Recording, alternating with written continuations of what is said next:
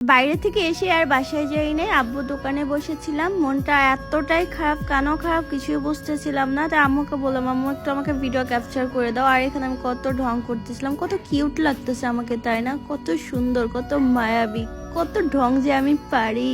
আর ঢং না করলে আমার হয়ই না। এখন একদল লোক এসে বলবে নিজের প্রশংসা নিজেই করে। হ্যাঁ ভাই, আমার প্রশংসা আমি নিজেই করি, কারণ আমার বদনাম করার জন্য তো আশেপাশে মানুষের অভাব নাই, তাই না? তারপরেও দেখেন এখানে আমার অনেক কিউট লাগতেছে, তাই আমার আম্মু একটু আমাকে বললো একটু হাই দিয়ে দাও, তাই আমি এখানে আবার হাই দিয়ে তারপরে এখানে এখন আমি আপনাদেরকে দেখাবো আজকে আমাদের দোকানে কি কি আছে। ছিল ভাত, ডিম, আরো অনেক কিছুই ছিল, সেগুলো আর দেখালাম। আমার আবার কিন্তু দিনের বেলা খিদা কম পায়, রাত্রের বেলা খিদা বেশি লাগে মাঝরাতে। যাই হোক, এটা কার কার অবশ্যই কমেন্ট করবেন। এইদিকে আমার আব্বু চটপটি নিয়ে চলে আসছে। এই চটপটিটা ছিল আমাদের বাসার সামনে বিক্রি করে ওই ভাইয়ার চটপটি নিয়ে যত কম বলবো ততই কম বলা হয়ে যাবে, আর যত বেশি বলবো তাও কম বলা হয়ে যাবে। ভাইয়ার চটপটিটা আমার কাছে অনেক বেশি ভালো লাগে। তো এই দেখেন, এইদিকে আমার আব্বু আবার চটপটি খাচ্ছিল, তারপর আমি আবার আমার আম্মুর কাছে ফোনটা নিলাম, নিয়ে এখন আমি দেখাচ্ছি যে চটপটিটা কত সুন্দর, মজা, ইয়ামি। এখন আমারও খাইতে ইচ্ছা করতেছে। যাই হোক, এইদিকে আমার আব্বু আবার একটা চকলেট নিয়ে আসছিল, সেই চকলেটটা আমাকে দিছে, সেটাই আবার আপনাদের সাথে শেয়ার করলাম। চকলেট কার কার ভালো লাগে?